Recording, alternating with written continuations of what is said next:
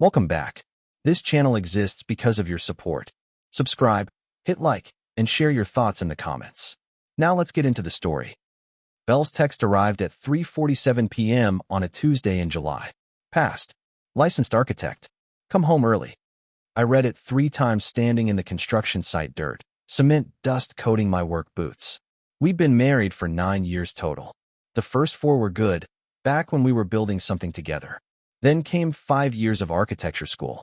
5 years of me working 2 jobs so she could focus. 5 years of promising ourselves this moment would make everything worth it. I left the site at 4:15, stopping at the corner market on Davis Square for champagne and yellow roses, her favorite since our second date. The bottle cost $43, more than I usually spent, but this was the moment we'd been building toward. The July heat pressed against my shirt as I walked the 3 blocks to our Somerville apartment, sweat gathering at my collar. I remember checking my watch at the door, 5:23 p.m. Some timestamps you never forget. The ones that split your life into before and after. She was already drinking when I came in. Not the champagne I'd imagined we'd share, but wine from a bottle I didn't recognize. Expensive. The kind with a label in French that probably cost more than our weekly grocery budget. She wore a new suit, charcoal gray with sharp lines that made her look like someone I'd seen in magazine advertisements. And jewelry I'd never seen before. A thin gold bracelet that caught the afternoon light streaming through our kitchen window. Pearl earrings that probably cost more than my monthly take from the construction job. Expensive pieces that caught the light wrong, like they belonged to someone else's life, someone else's wife. Congratulations, I said, holding out the flowers. Belle took them without looking at me. Set them on the counter next to a manila envelope. Thick cardstock, the kind lawyers use. We need to talk, Tom. From the back bedroom, I could hear her father's oxygen machine, the steady mechanical breath that had become the rhythm of our life. Edmund Montgomery, 72 years old, late-stage Parkinson's. He'd been living with us for 3 years. I'd gotten him up that morning at 6:30, administered his medications, helped him through his physical therapy exercises before leaving for work. Belle picked up the envelope. I've been thinking about this for a while, about what I need going forward. She handed it to me. I opened it standing there in our kitchen, still holding the champagne, and saw the words dissolution of marriage across the top of page 1. I need to start my real life now, Belle said. Her voice was flat, like she was reading from a script she'd rehearsed. You were exactly what I needed then. But I'm ready to build my own career now. I need to focus on my trajectory. I looked at her. Really looked. The makeup was different, more polished. Her hair styled in a way that probably cost what we used to spend on groceries.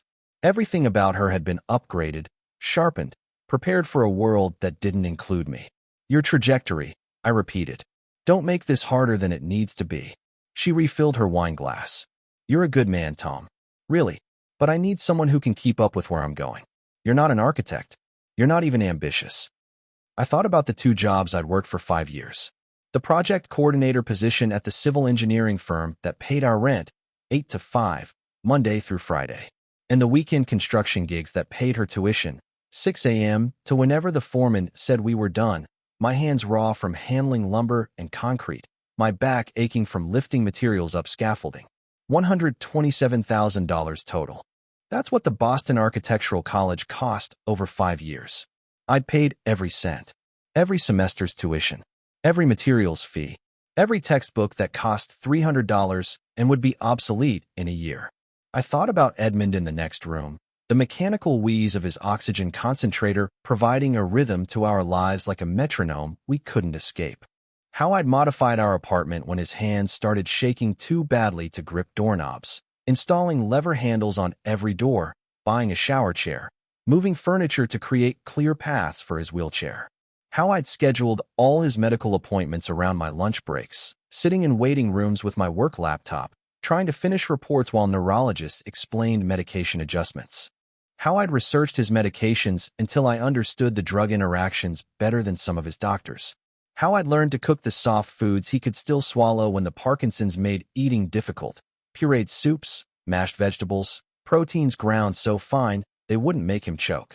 How I'd sat with him through the worst nights, when his body would freeze and he couldn't move, terror in his eyes, and I'd talk him through the paralysis until his medications kicked in. I thought about the job offer from Minneapolis. 3 years ago, Larson Structural Engineering. They'd wanted me to head their residential division. $58,000 a year, up from the $42 I was making. Real career advancement. An actual future. I turned it down in a 15-minute phone call because Belle was in the middle of her thesis semester and couldn't transfer. The program director had said, "Are you sure? This opportunity won't come again." I'd said yes. I was sure my wife's education was more important. "Edmund's getting worse anyway," Belle continued. "Maybe it's time for a facility. Somewhere with professional care." That's when I understood. Not the divorce. I'd probably known that was coming in some half-conscious way. But this. The casual dismissal of her own father. The man I'd bathed and fed and sat with through the worst nights. She wanted him gone too. We were both load-bearing walls she didn't need anymore. I found a pen in the kitchen drawer. Signed every page where the little yellow tabs indicated. My handwriting looked strange, like someone else was holding the pen. "I'll be out tonight," I said. "I need to make some calls first." I went to our bedroom, past the photos on the wall that showed us younger, smiling at a beach in Cape Cod, at her graduation from undergrad, at our tiny city hall wedding where we'd promised each other forever with $20 rings. Packed a single backpack with clothes and my laptop. Grabbed my father's old compass from the dresser, the brass surface worn smooth from his hands, and then mine, the only thing I owned that mattered. The only thing that had been mine before Belle. Then I returned to the living room and called Edmund's sister, Claire, in Providence. Explained the situation in sentences that felt like they were happening to someone else, my voice flat and distant like I was reading from a script. Claire arrived 3 hours later, her face tight with anger that wasn't directed at me. Her eyes were red. She'd loved her brother. She'd watched me care for him while his own daughter visited less and less.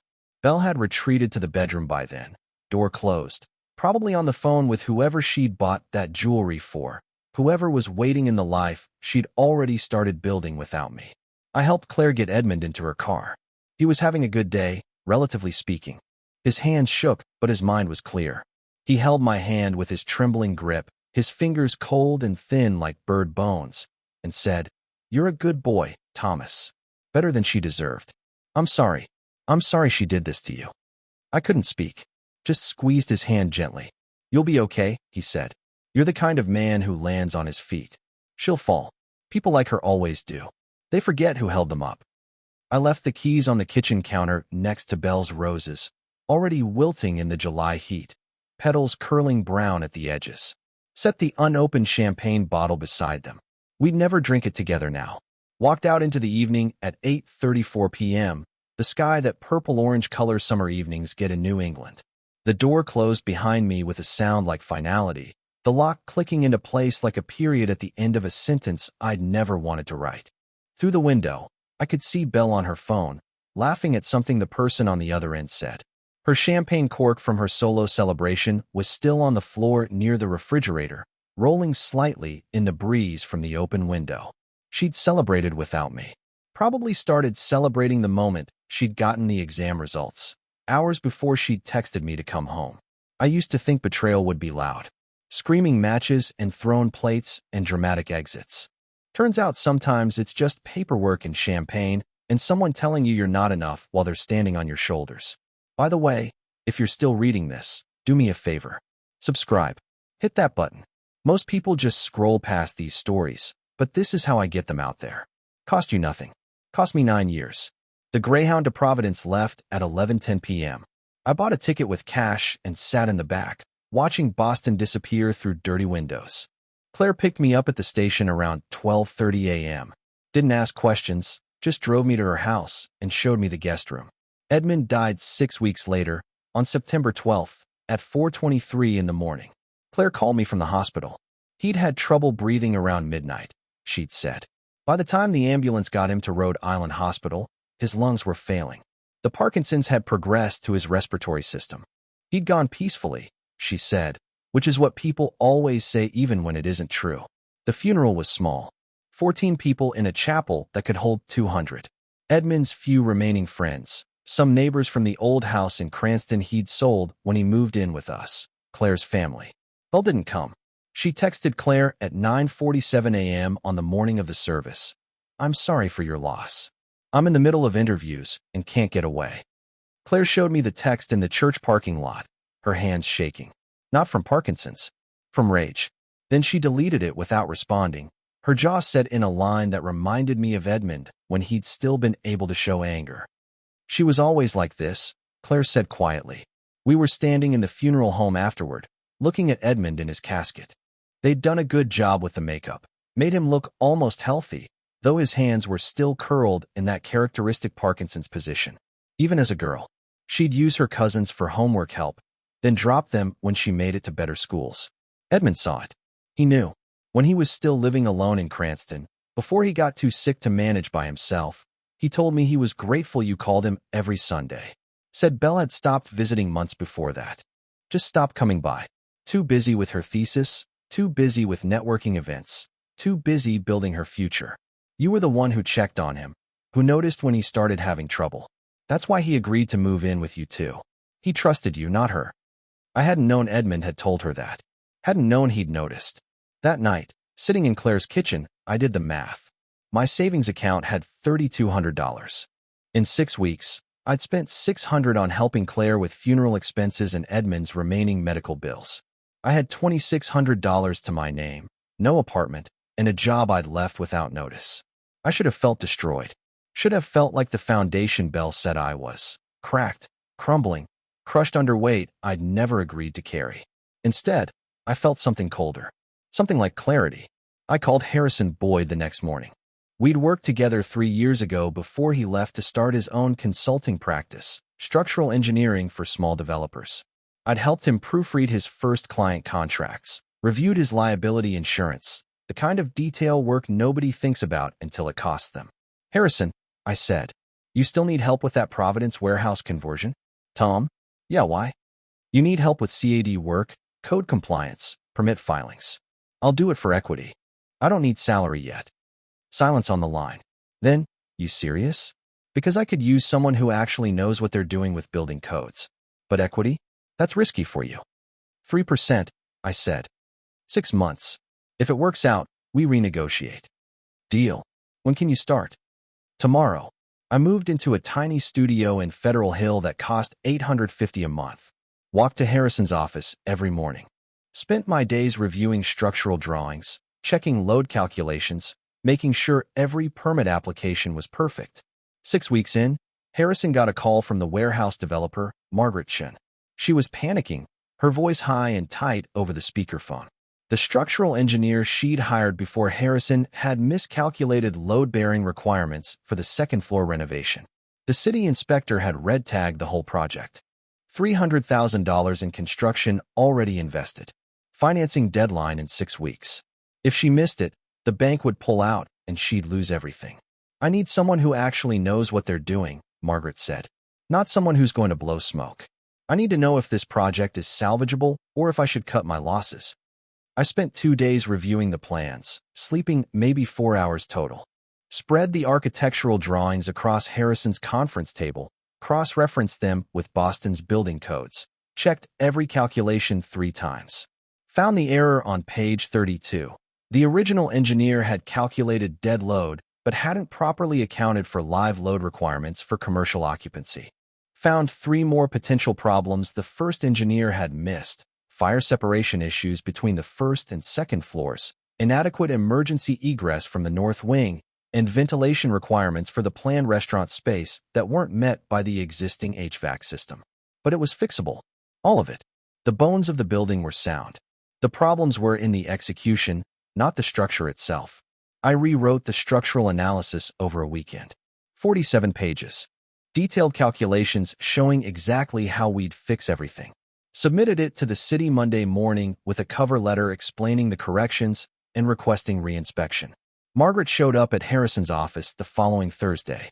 Mid-50s, sharp eyes that missed nothing, wearing construction boots that had actually seen job sites, not the clean costume version some developers wore for photo ops. There was cement dust on her jeans. She'd been on site that morning. "Which one of you is right?" she asked. I raised my hand from the conference table where I was reviewing another set of plans. "You just saved me $85,000 in redesign costs and kept me from missing my financing deadline." She pulled out a business card, Wrote her personal cell number on the back in quick, decisive handwriting. I don't know what Harrison's paying you, but it's not enough. You need cards. You need to be consulting on every project I do. What's your rate? I didn't have cards. Didn't have a rate. I had a backpack and a father's compass and the slow, cold certainty that the person I'd been was gone. What was building in its place, I didn't know yet. But it was hungry, and it was patient. I'll work it out with Harrison, I said. But I'm available. Good. Because I've got 3 more projects that need someone who actually reads the code instead of guessing. Harrison increased my equity to 7% after the first year. I took it and kept working. Meanwhile, Belle was ascending. I didn't check her social media, didn't search for her name. But Providence isn't far from Boston. Sometimes her face appeared in architecture publications Claire left around the house. Belle Montgomery, associate at Whitmore & Associates. Belle Montgomery speaking at the Boston Society of Architects. Her LinkedIn profile, which I saw exactly once when Margaret accidentally pulled it up during a meeting, said, self-made architect passionate about sustainable design. Built from ground zero. Ground zero. That's what she called the foundation I'd laid.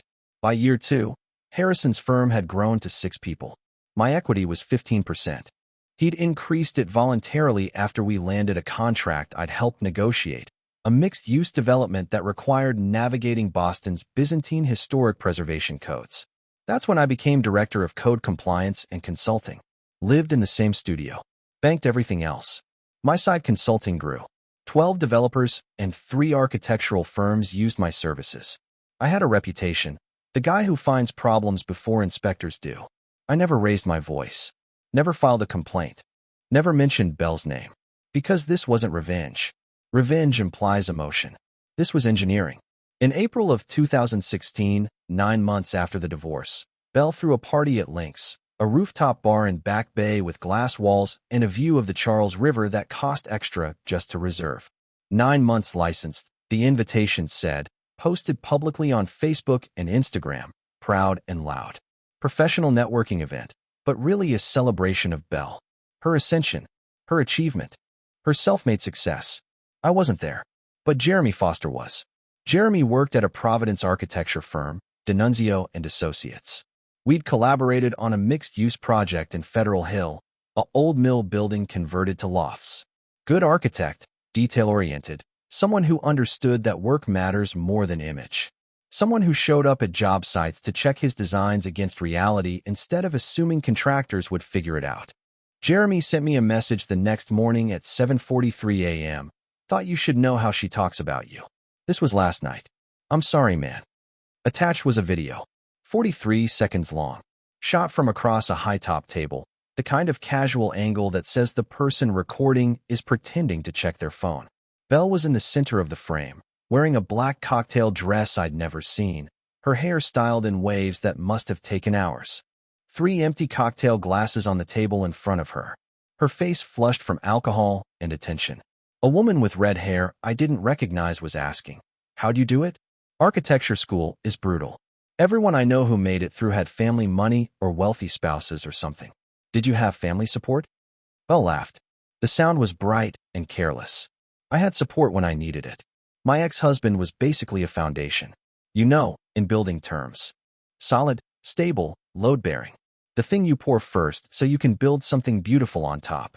But foundations are meant to be built on, not lived with. You don't live in the foundation. He served his purpose. The table laughed. 6 people I didn't know, young professionals in expensive clothes, networking their way up. Someone said, "That's cold, Belle." Belle smiled. Took a sip from a fresh drink someone had brought her. That's strategic. You can't let sentiment hold you back. He was a good man, really. Perfect for what I needed then. But I needed someone who could match where I was going. An architect needs another architect, not an engineer who's happy running calculations. More laughter. The video ended. I watched it once in my kitchen in Federal Hill, standing at the counter, coffee growing cold in my hand. Watched her smile. Watched her reduce 9 years to a punchline. Watched her friends laugh at the idea of me. Then I saved it. Created a folder on my laptop labeled Evidence. Added the video with timestamp and metadata. Named it Foundation_speech_April_2016. MP4. Then I went back to work. Words are evidence. Evidence has timing. By 2018, Harrison's firm was acquired. My 15% converted to $340,000. I invested it immediately. Equity stakes in 3 early-stage real estate development projects. Silent partner. No public profile. I rebranded my consulting, Right Development Advisory. Now I advised on entire projects. Feasibility studies, code compliance, contractor selection, permit strategy. The boring technical work that makes or breaks developments. Margaret Chin started her Boston expansion that June.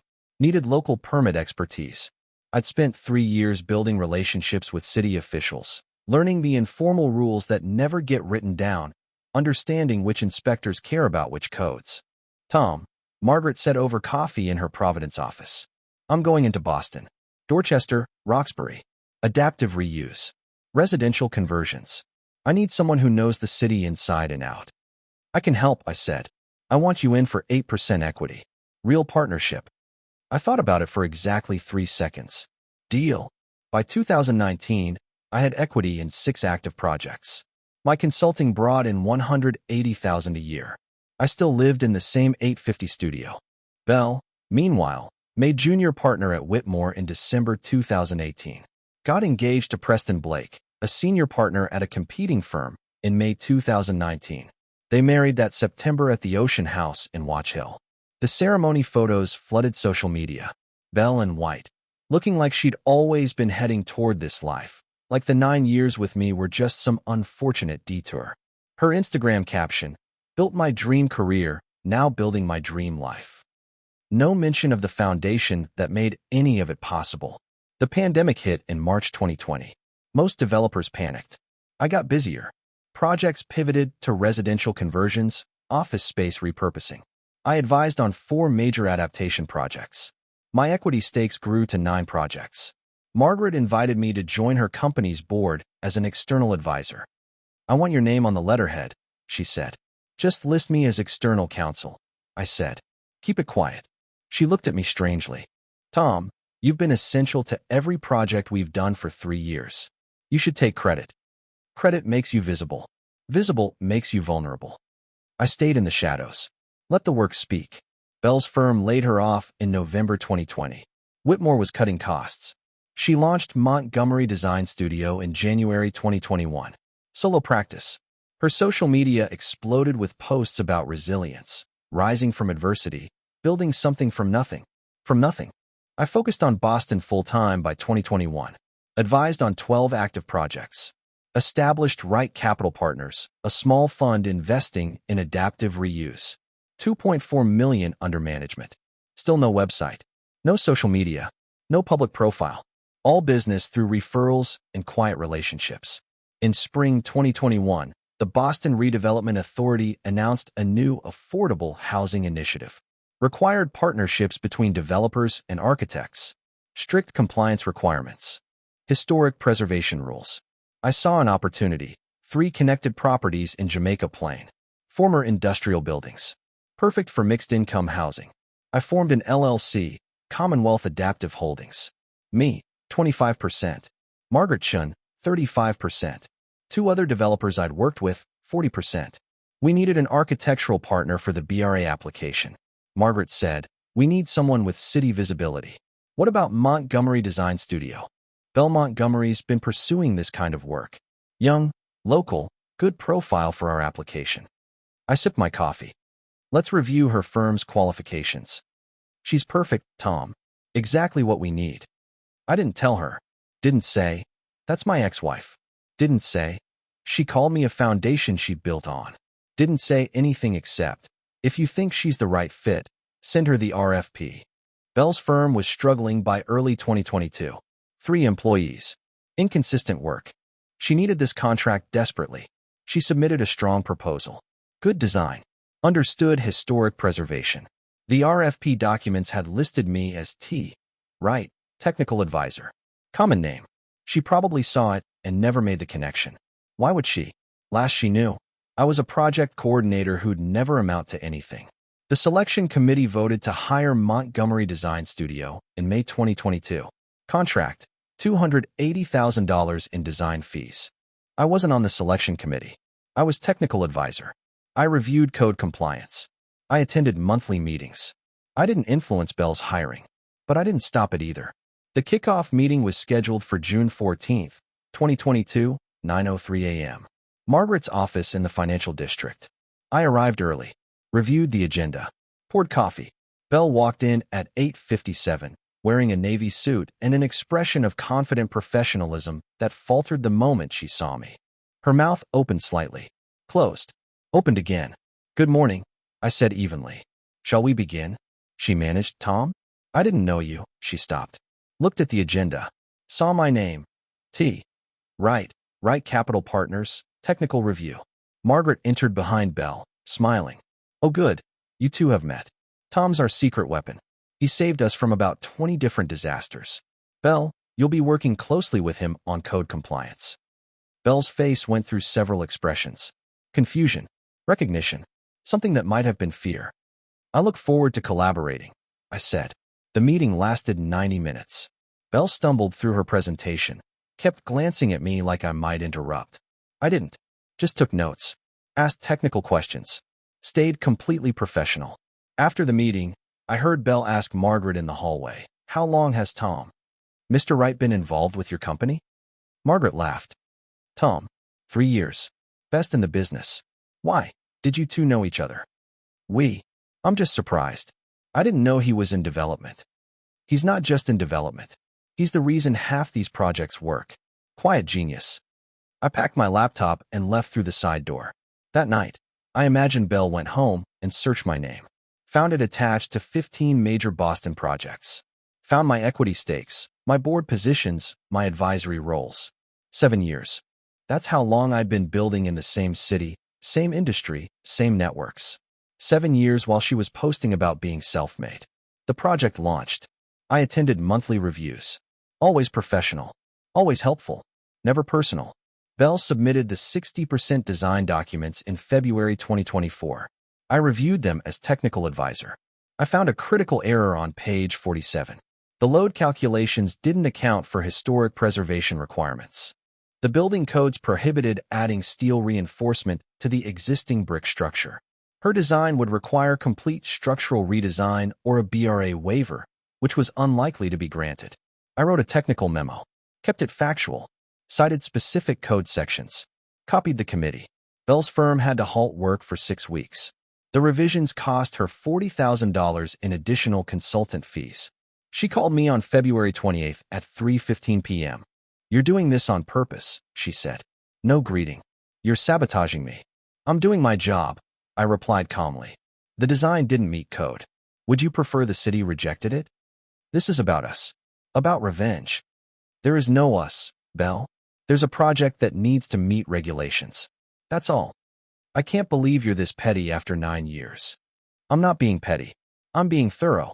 If you'd prefer different technical oversight, you can request that from Margaret." I hung up. Bell tried to get me removed from the project. Margaret refused. "Absolutely not.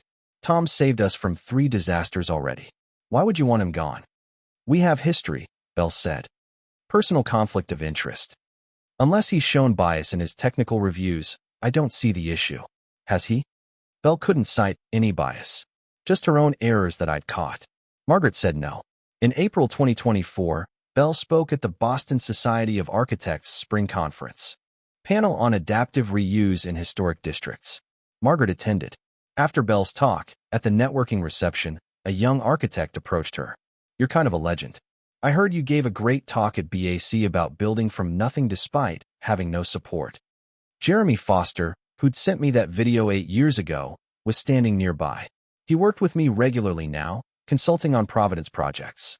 Jeremy said to the young architect, "Actually, Bell had significant support. Her ex-husband funded her entire education and cared for her father while she studied." Bell's face went pale. "That's ancient history and not relevant." "It's relevant if you're claiming you built from nothing," Jeremy said quietly. "Some of us remember what foundation you were standing on." Tom Wright's one of the most respected technical advisors in the region. While you were posting about building from scratch, he was actually doing it. Margaret overheard. Asked Jeremy about it later. Jeremy showed her the video from 2016. Bell calling me a foundation, saying I served my purpose. Margaret watched it twice. She didn't tell me. She knew I'd want her to handle it as a business decision, not make it personal. She respected my professionalism enough not to drag me into the drama. But I heard the change in her voice at the next meeting.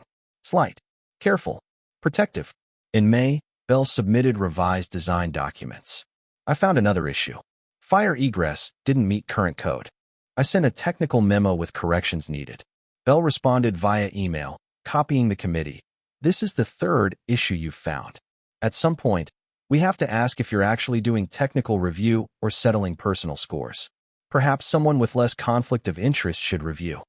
I replied within an hour, copying everyone. Ms. Montgomery, I understand you're frustrated with the revision process. Code compliance isn't personal, it's regulatory. Each issue I've flagged has been documented with specific code citations and BRA requirements. If you'd like third-party verification, the committee can hire an independent reviewer. I'm happy to provide all my technical memos for their assessment. However, I should note that questioning a technical reviewer's impartiality without evidence of bias could be seen as deflecting from design errors. I remain available to help your team meet code requirements. The BRA liaison responded to all. Mr.